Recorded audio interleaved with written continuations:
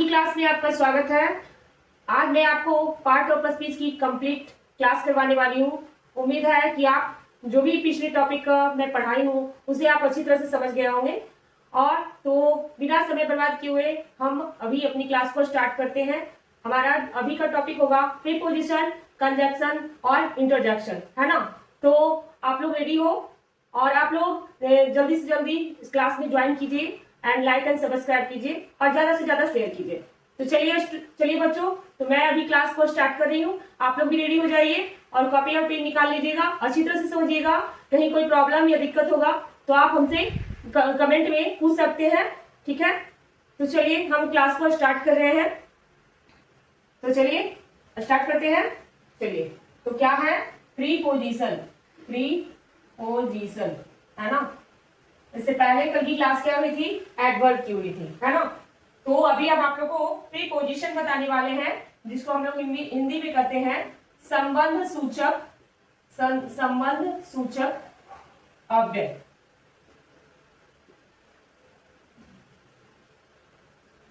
है ना। तो बच्चों चलिए इसके बारे में जानते हैं। ए प्रीपोजिशन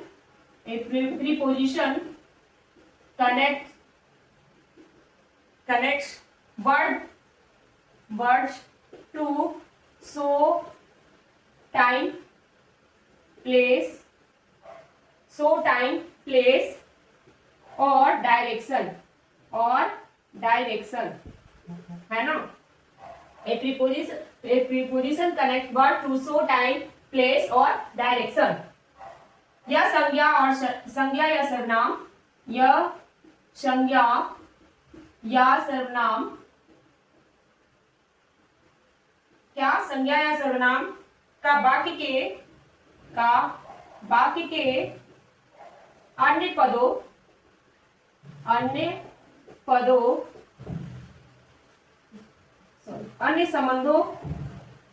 अन्य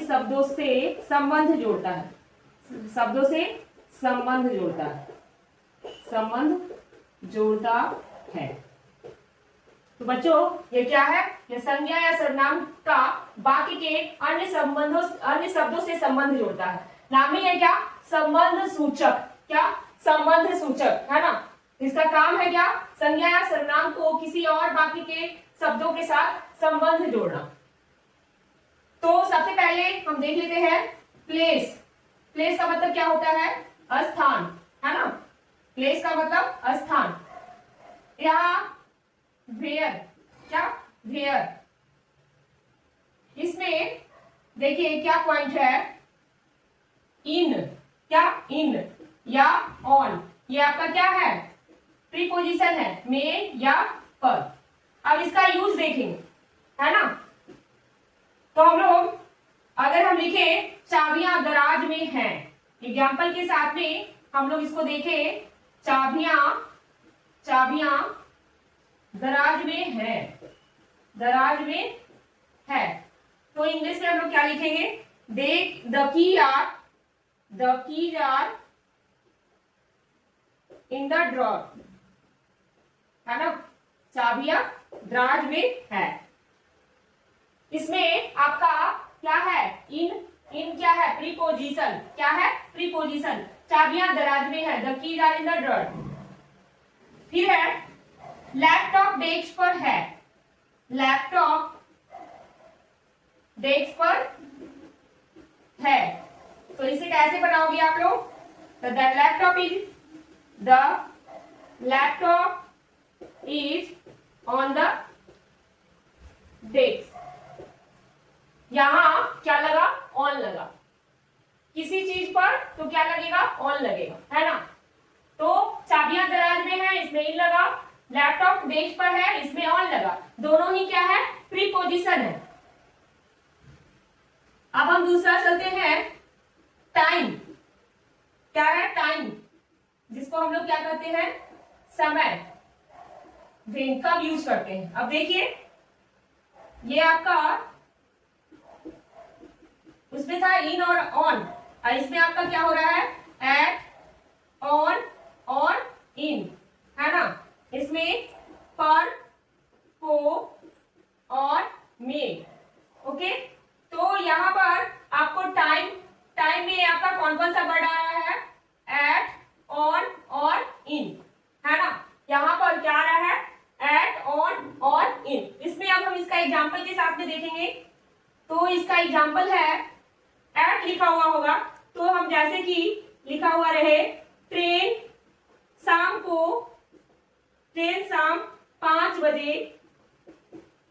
5 बजे पर आएगी। अब जब ये ऐसा वर्ड होगा तो हम कैसे यूज करेंगे? तो कैसे यूज करेंगे? The train arrives at 5 PM, है ना। क्या? arrive 5 PM। तो यहाँ पर जब हम यूज कर रहे हैं किस चीज का? ट्रेन शाम 5 बजे पर आएगी, तो यहाँ the train arrives at 5 PM होगा। समझ में आ रही है बात? तो चलिए अब हम आगे का देखते हैं एग्जाम्पल। हम रविवार को मिलेंगे। क्या? हम रविवार को मिलेंगे। रविवार को मिलेंगे। तो यहाँ आप कैसे बनाओगे? तो यहाँ आपका होगा वी विल मीट ऑन क्या? रविवार, संडे। क्या होगा? संडे। तो यहाँ पर आपको जैसा कि यहाँ पर डे लिखा हुआ है और डे के साथ में को है, तो हम यहाँ पर जब ट्रांसलेट बनाएंगे तो क्या बनेगा? We will meet on Sunday, है ना। तो उसी तरह से आपका ऑन एट का यूज हो गया, ऑन का यूज हो गया और इन का भी उसी तरह से आपका यूज होगा जैसे कि हम यहाँ पर यूज किए थे। तो समझ में आ गई बच्चों? तो चलिए अब हम आगे बढ़ते हैं। तो बच्चों अगला एग्जाम्पल आपका क्या होगा? कब? डायरेक्शन में। क्या? डायरेक्शन में, यानी कि दिशा में। क्या? डायरेक्शन में। डायरेक्शन का मतलब होता है क्या? दिशा, है ना। तो यहाँ पर कैसे यूज करेंगे? वेयर टू, या से कहाँ, डायरेक्शन कहाँ यूज करेंगे, ये भी एक क्वेश्चन है। तो जैसे कि क्या हो जाता है आपका इसमें? टू या इनटू। टू या इनटू, इसको हम लोग को कहते हैं या के अंदर, के अंदर। इस तरह का जब एग्जाम्पल होगा तब हम टू का यूज करेंगे और इनटू का यूज करेंगे, ठीक है। तो इसमें हम एग्जाम्पल के तौर पे देखें तो क्या होगा? वह बाजार को गई। क्या? वह बाजार को गई। बाजार को गई। तो इसको आप कैसे बनाओगे? इसको बनाओगे तो यहां लगेगा सी वेंट टू मार्केट। ऐसे ही बनाते हैं ना। वह बाजार को गई तो क्या लिखाएगा? She went to market. या इस तरह से आप लिख सकते हो सीता घर जा रही है। क्या? सीता घर जा रही है। तो यहां हम कैसे बनाएंगे? तो सीता इज गोइंग के बाद हम क्या लगाएंगे? टू लगाएंगे। क्या लगाएंगे? टू लगाएंगे और होम लिखेंगे। यानी कि जब हम कहीं भी जा रहे हैं तो वहां हम टू का यूज करते हैं। समझ में आ गई बात? अब है आपका एग्जाम्पल नेक्स्ट। वह नदी में कूदा। क्या? वह नदी में कूदा। तो जब यहाँ पर ये जो वर्ड है इसको समझने वाली बात है। क्या हम इसमें इन का यूज कर सकते हैं? नहीं। क्यों? क्योंकि ये सिर्फ इन नहीं है। क्या है? इन, यानी कि नदी के अंदर। क्या? नदी के अंदर। तो यहाँ पर क्या हो जाएगा? ही जंप्ड। क्या?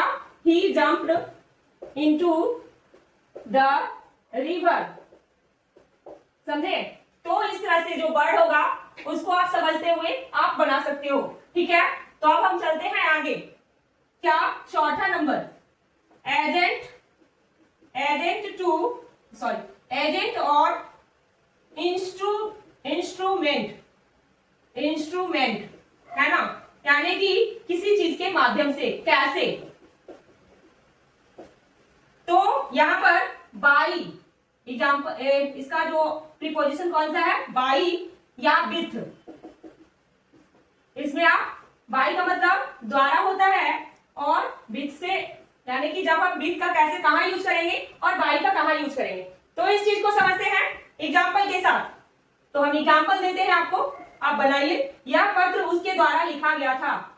यह पत्र उसके द्वारा लिखा गया था, है ना। तो देखिए अब इसको आप बना सकते हैं, कैसे बनाइएगा कोई बच्चा? चलिए तो इसको हम देखते हैं कैसे आप बनाते हो। तो the letter was the sorry this letter, यह पत्र है ना, तो यहां पर हम लिखेंगे क्या? दिस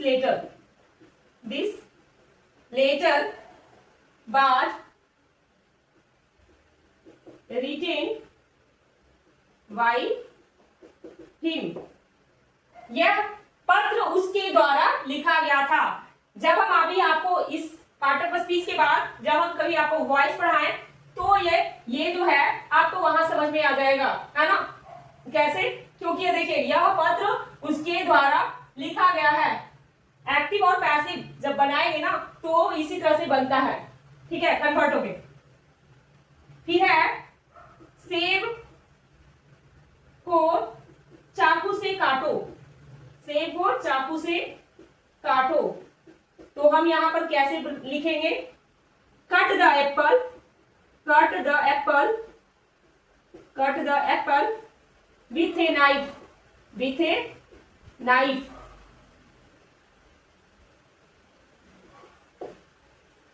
तो बच्चों ये आपका क्या था? बाई और विथ। कहां कैसे हम इसका कहां यूज करते हैं वो आपका ये सेंटेंस पर डिपेंड करता है। यह पत्र उसके द्वारा लिखा गया, this letter was written by him. सेब को चाकू से काटो, cut the apple with a knife. इस तरह से और भी एग्जांपल होंगे तो आप उसको बना सकते हो। सिर्फ इसका आप कौन कौन सा प्रीपोजिशन है उसको आप देखो और समझो, उसके बाद आपका सॉल्यूशन बन जाएगा, ठीक है। तो चलिए अब हम आगे बढ़ते हैं। तो मैंने अभी आपको क्या बताया? प्रीपोजिशन, और अब मैं बताने जा रही हूं कंजक्शन, है ना। तो कंजक्शन को आप लोग देखिएगा, क्या? कंजक्शन, कंजक्शन,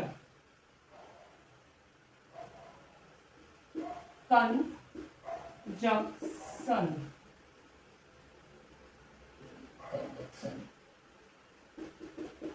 है ना। इसको क्या कहते हैं? समुच्चय, समुच्चय बोधक अव्यय, समुच्चय बोधक अव्यय,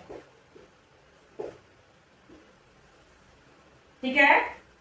तो अब इसके बारे में हम जानेंगे और समझेंगे। क्या है? A conjunction, a conjunction is a word, is a word that connects word, phrase, word, phrase या क्लाउज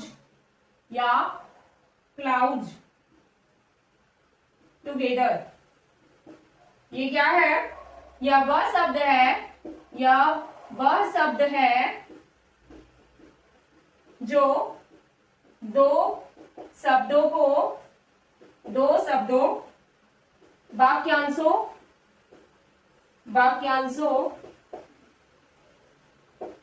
या वाक्यों को आपस में जोड़ता है, वाक्यों को आपस में जोड़ता है, आपस में जोड़ता है।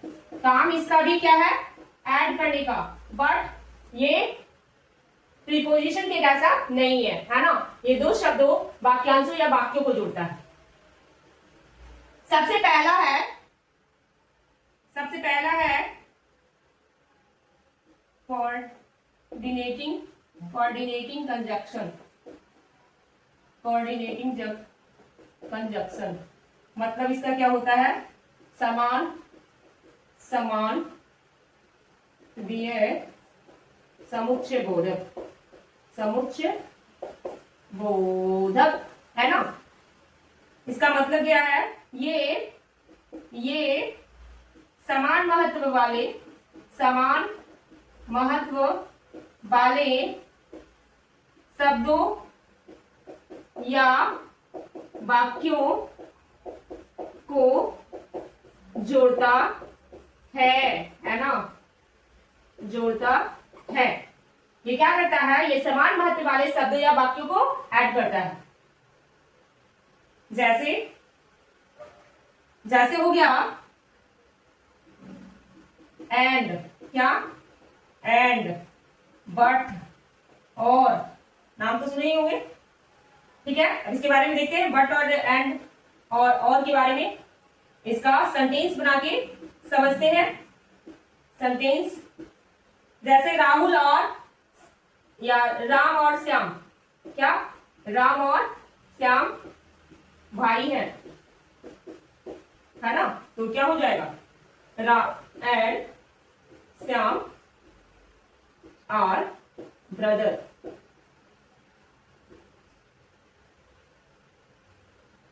ब्रदर नहीं, ब्रदर्स, ओके। अब है बट का, तो इसका भी देख लीजिए। वह गरीब है लेकिन ईमानदार है। वह गरीब है, वह गरीब है लेकिन ईमानदार है।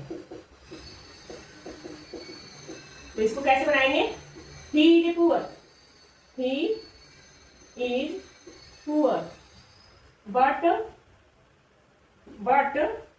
क्या, ईमानदार, यानी कि ऑनेस्ट, है ना। He is poor but honest. फिर है और का भी देख लीजिए। आपको चाय चाहिए या कॉफी, आपको पानी चाहिए या ठंडा, पानी चाहिए या ठंडा, तो इसको कैसे आप बनाओगे, इसको कैसे बनाओगे, डू यू वांट वाटर या ठंडा, ठंडा यानी कि कोल्ड ड्रिंक, है ना। तो डू यू वांट वाटर और कोल्ड ड्रिंक, आपको पानी चाहिए या ठंडा। तो इस तरह से ये कोऑर्डिनेटिंग कंजक्शन का काम करता है। तो आपको समझ में आया कंजक्शन क्या है, वह शब्द है जो दो शब्दों, वाक्यांशों या वाक्यों को जोड़ता है आपस में। इसमें आपका पहला टाइप है कोऑर्डिनेटिंग कंजक्शन, यह समान महत्व वाले शब्दों को या वाक्यों को ऐड करता है, जैसे कि राम और श्याम। फिर वह गरीब है लेकिन ईमानदार है, आपको पानी चाहिए या ठंडा। समझ में आ गई बात, चलिए तो आगे हम बढ़ते हैं। तो बच्चों कोऑर्डिनेटिंग के बाद सबऑर्डिनेटिंग के बारे में जानेंगे। दूसरा है सबऑर्डिनेटिंग कंजक्शन, है ना। ये क्या होता है, आश्रित समुच्चय बोधक। ये क्या करता है, ये एक मुख्य वाक्य को दूसरे आश्रित वाक्य से जोड़ता है, है ना। इसका काम है, एक मुख्य वाक्य रहता है, दूसरा वाक्य को उससे जोड़ता है। तो कौन कौन सा है वो भी देख लीजिए। वी काउज, फिर इफ, अल दाऊ या दाऊ। अब इसको एग्जाम्पल में भी देख लें सेंटेंस के साथ, है ना। जैसे मैं घर पर हूं क्योंकि बारिश हो रही थी, मैं घर पर हूं क्योंकि बारिश हो रही है, क्योंकि बारिश हो रही है ना। यहां क्या है, ये मुख्य वाक्य है और ये इसे दूसरे से ऐड कर रहा है। तो आई एम सॉरी, मैं घर पर हूं, I am at home, because it is raining, है ना। समझ में आ रही बात, ये क्या बोला, ये मुख्य वाक्य है, इसका मेन सेंटेंस ये है और इसको ये आश्रित वाक्य से जोड़ रहा है। उसी तरह से अगर तुम पढ़ाई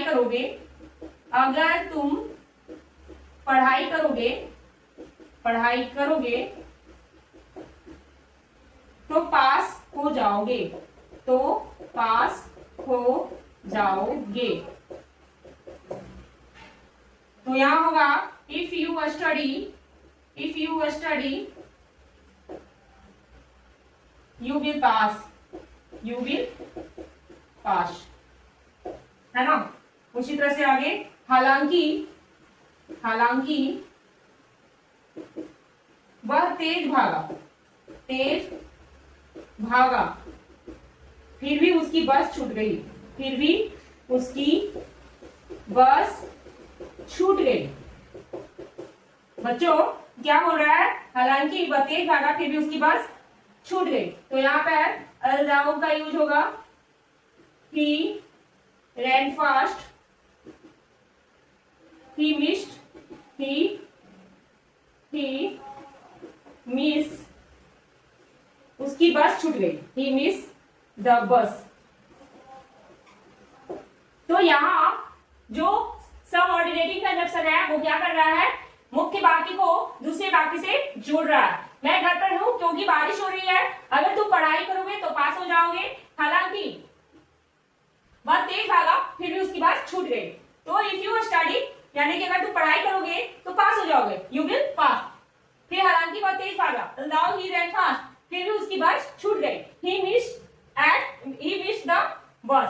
तो समझ में आ गई बात। अब हम आगे बढ़ते हैं, चलिए तो देखते हैं हम आगे।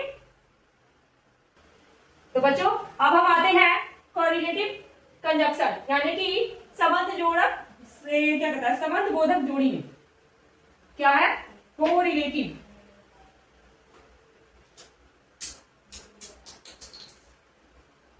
Correlative conjunction.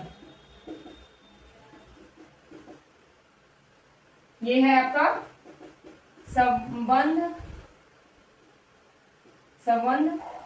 बोधक जोड़ी, है ना। ये क्या करता है, तो ये हमेशा जोड़े में इस्तेमाल होता है, जोड़े में इस्तेमाल होता है ना। ये हमेशा जोड़े में इस्तेमाल होता है, जैसे ऐदर और, फिर है नाइदर नॉर। बस आपका ये दोनों है कोरिलेटिव कंजक्शन। अब इसका एग्जांपल यानी सेंटेंस से देख लें, सेंटेंस भी देख लें तो ज्यादा अच्छा समझ में आ जाएगा। आप या तो रुक सकते हो या जा सकते हो, आप या तो रुक सकते हो या जा सकते हो, है ना। तो यहां हम कैसे बनाएंगे, यू कैन एदर स्टे और लिव, ठीक है। फिर है वह ना तो चाय पीता है ना ही कॉफी, है ना, ना ही कॉफी। तो ये क्या बनेगा, ही drinks neither T nor coffee. तो इस तरह का जब वर्ड रहेगा तो आइदर और लगेगा, और अगर जैसे कि आप या तो रुक सकते हो या जा सकते हो तो यू कैन आइदर स्टे और लिव। उसी तरह से मैं या तो पढ़ सकता हूं या लिख सकता हूं, तो आई कैन आइदर पढ़ सकता हूं, रीड और राइट, है ना। तो यहाँ पर है वह ना तो चाय पीता है ना ही कॉफी, तो ही drinks neither T nor coffee. तो इस तरह से आपका कोरिलेटिव कंजक्शन का एग्जांपल था। आपको उम्मीद है कि कंजक्शन भी समझ में आया होगा। अब हम आगे बढ़ते हैं इंटरजेक्शन में, तो अभी आप इसको नोट डाउन कीजिए, ठीक है। तो बच्चों प्रीपोजिशन कंप्लीट हो गया, कंजक्शन कंप्लीट हो गया। अब हम चलते हैं इंटरजेक्शन, है ना, विस्मयादि बोधक अव्यय। क्या, इंटरजेक्शन, जिसको हम लोग क्या कहते हैं, विस्मयादि बोधक अव्यय, ओके, इसका काम क्या है? एन इंट्रोडक्शन, क्या? एन इंटरजेक्शन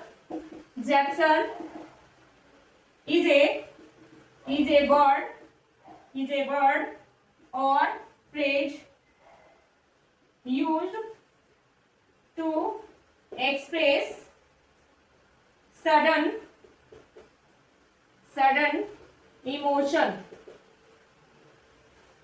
emotions, feeling, क्या?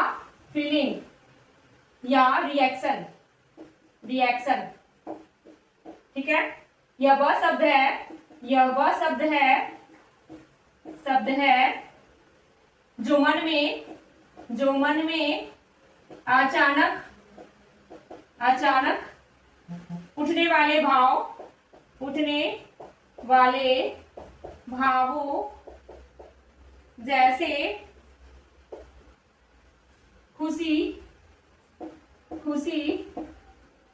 दुख, आश्चर्य या घृणा को प्रकट करता है ना। ये क्या करता है? An introduction is a word और phrase used to express sudden emotions, feelings और रिएक्शन। यह वह शब्द है जो मन में अचानक उठने वाले भावों जैसे खुशी हो गया, दुख है, आश्चर्य है या घृणा को प्रकट करता है, वो आपका इंट्रोडक्शन होता है। अब हम लोग यहाँ देखेंगे कॉमन टाइप्स ऑफ इंट्रोडक्शन। इसका कॉमन टाइप है पहला जॉय, क्या? जिसको हम लोग खुशी कहते हैं, है ना। क्या कहते हैं? खुशी कहते हैं। इसको हम लोग किस लिए यूज करते हैं? तो यूज टू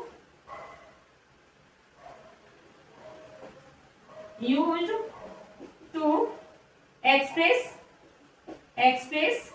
हैप्पीनेस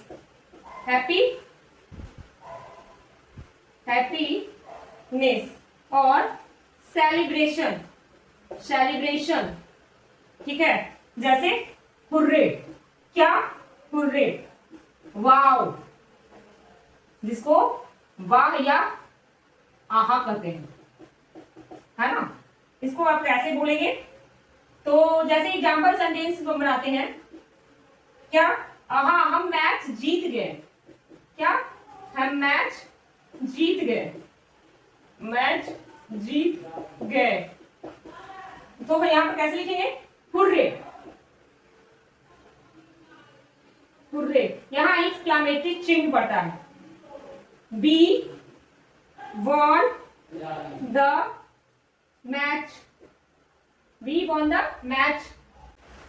तो यहाँ पर जॉय या खुशी के लिए यूज टू एक्सप्रेस हैप्पीनेस और सेलिब्रेशन हुर्रे, वाव या आह। तो आहा, हम मैच जीत गए, तो यहाँ हुर्रे, यहाँ एक्सक्लेमेटरी चिन्ह लगाएंगे, वी वॉन द मैच, है ना। तो हम इसको यूज करते हैं। दूसरा है शौरो, क्या? शौरो, जिसको हम लोग दुख व्यक्त करते हैं। ये क्या करता है? यूज टू एक्सप्रेस सैडनेस, क्या? सैडनेस, पेन और ग्रीफ। ये किस लिए होता है? तो दुख व्यक्त करने के लिए, जैसे अलाश, ओह नो, है ना। इसको हम लोग दुख व्यक्त करने के लिए करते हैं, हाय या अफसोस, क्या? हाय या अफसोस, ठीक है। तो यहाँ पर जैसे बनाएंगे सेंटेंस में, अफसोस, उसका बटुआ खो गया, अफसोस, उसका किताब खो गया। तो हम यहाँ पर कैसे बनाएंगे? तो बनाएंगे last, he lost the book, a book या द बुक, हाँ द बुक मैंने दो। अफसोस, उसका किताब खो गया, ही लॉस्ट द बुक। तो यहाँ पर जब सॉरो, दुख व्यक्त करना होगा, तो हम इसका यूज करते हैं, ओह नो, अलास, है ना। तो ये आपका दुख के लिए था, जॉय के लिए हुर्रे, वाओ, ठीक है। तो समझ में आ गई बात। तो चलिए हम आगे बढ़ते हैं। तो बच्चों अब है सरप्राइज। सरप्राइज का मतलब क्या होता है? आश्चर्य, है ना, आश्चर्य। हम किसी को सरप्राइज देते हैं तो हम इसका यूज करते हैं। तो इसका होता है यूज टू एक्सप्रेस शॉक या डिसबिलीफ, है ना। तो हम किसी को अचानक सरप्राइज देते हैं तो उसमें आपका देखिए कौन कौन सा हो जाएगा।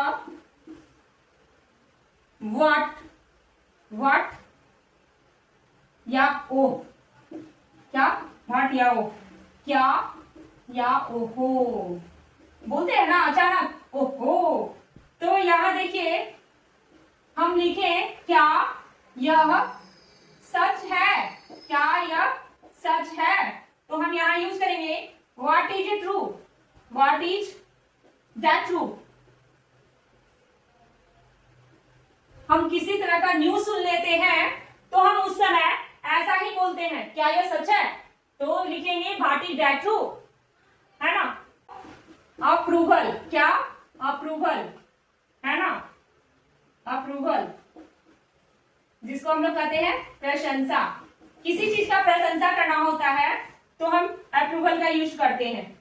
यूज टू प्रेज और अप्रिशिएट, है ना। प्रशंसा करते हैं तो किसी को अप्रिशिएट करते हैं ना। तो अप्रिशिएट समवन, जब हम किसी को अप्रिशिएट करते हैं तो इसका यूज करते हैं। तो क्या हम यूज करते हैं? तो ब्रावो, वेल डन। हम बोलते हैं ना कोई बच्चा पास कर गया या किसी चीज में जीत गया, कोई गेम वगैरह में, तो यहाँ पर शाबाशी दिया जाता है। या किसी का रिजल्ट अच्छा आया हो तो हम लोग बोलते हैं, है ना। तो किस चीज का यूज होता है? वेल डन या ब्रावो। तो शाबाश तुम बहुत अच्छा खेले, क्या, या कोई गेम खेल रहा हो तो हम ऐसा बोलते हैं, क्या, शाबाश, शाबाश तुम बहुत अच्छा खेले, शाबाश तुम बहुत अच्छा खेले, अच्छा खेले। तो यहां किस चीज का यूज होगा? Bravo, you played well, played well. तो यहाँ जब हम किसी को प्रशंसा करते हैं तो ब्रावो या वेल डन का यूज करते हैं। तो यहाँ इसमें अप्रूवल का यूज हो रहा है। अब है अटेंशन, क्या, अटेंशन, अटेंशन, अटेंशन यानी कि ध्यान खींचना, ध्यान खींचना। इसमें क्या यूज होता है बच्चों? तो देखिए used to call someone, used to call someone और ग्रैब अटेंशन, अटेंशन, है ना। तो यहां हम यूज करते हैं हे, क्या, हे या लिसन, हे या सुनो। लिसन करके हम बोलते हैं जब किसी का ध्यान अपनी, जैसे कि मैं आप लोग को अभी बोलूं अटेंशन के रूप में, लिसन, लिसन स्टूडेंट, आप हमारी क्लास को ध्यान से सुनिए, है ना। तो यहाँ पर क्या हो रहा है? अपनी ओर ध्यान खींचने का काम। तो हम इस समय यूज करेंगे हे या लिसन का, है ना। तो हम बनाएंगे हे, इसका सेंटेंस बनाएंगे, हे इधर देखो, क्या, इधर देखो। तो हम इसको क्या लिखेंगे आगे में? हे इधर देखो, है ना। Look over, look over here, इधर देखो। तो हम इस तरह से, इस तरह का वर्ड को हम यूज करेंगे और हम बनाएंगे। तो ये हमारा इंट्रोडक्शन था। क्या क्या था? तो सरप्राइज, अप्रूवल और अटेंशन। उससे पहले मैंने आपको क्या बताया? जॉय और सॉरो, है ना, जॉय और सॉरो। तो बच्चों आपका प्रीपोजिशन, कंजंक्शन और इंटरजेक्शन कंप्लीट हुआ और साथ साथ में पार्ट ऑफ स्पीच भी आज कंप्लीट कर दिए। तो उम्मीद है कि आपको आज की क्लास अच्छी लगी होगी और अगर कहीं कोई परेशानी हो या कोई प्रॉब्लम हो तो आप हमें बताइएगा जरूर।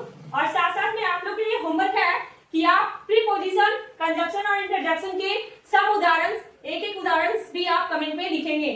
तो चलिए आज की क्लास को हम यही समाप्त करते हैं। हमारे इस वीडियो को देखने के लिए, आप तक बने रहने के लिए आपका बहुत बहुत धन्यवाद।